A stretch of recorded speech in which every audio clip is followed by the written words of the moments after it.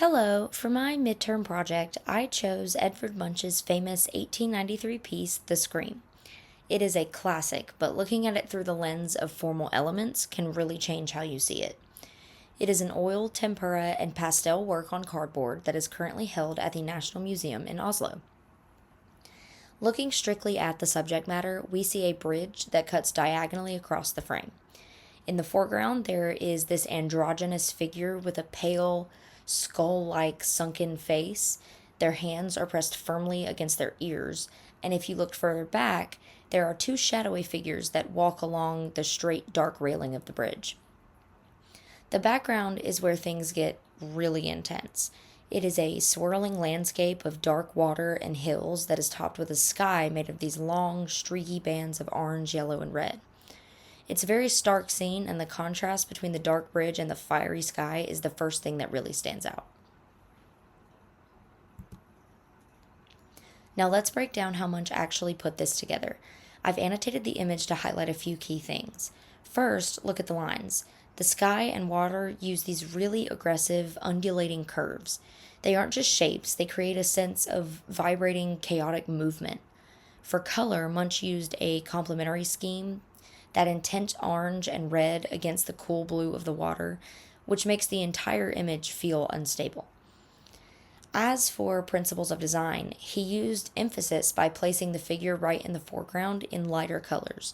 This pulls your eye immediately to that look of distress on the face.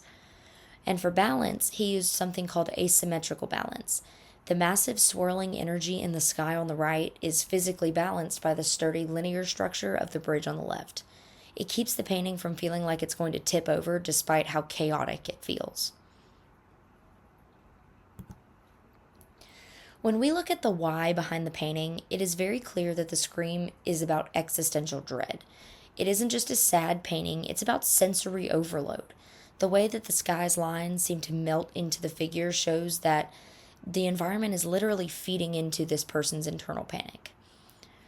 When researching Munch's life, it really makes this make sense. He struggled with a lot of loss and mental health issues, and he once described the inspiration for this piece as a moment where he felt a scream pass through nature.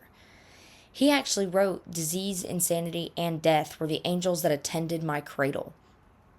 He was very clearly trying to capture the soul of his experience rather than a realistic sunset. And actually, critics at the time attacked him for his mental stability, and he was so hurt by it that he famously wrote, "Could have only been painted by a madman," right on the frame. He wanted his expressionist style to force us to feel his internal state, not just look at it. Finally, if I were curating an exhibit on the human experience, this painting would absolutely be a centerpiece. It is a perfect example of how form shapes meaning. By using those sharp diagonal bridge lines against the wild, curved sky, Munch creates a tension between the real world and the internal psychological world. The figure itself has no specific identity, no hair or distinct features, which is genius because it forces us to project our own feelings of isolation onto them. As a curator, I would want visitors to see that this isn't just a picture of someone screaming.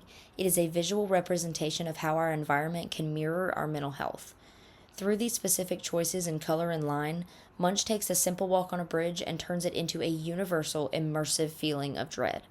That is why, over 100 years later, it still hits us just as hard.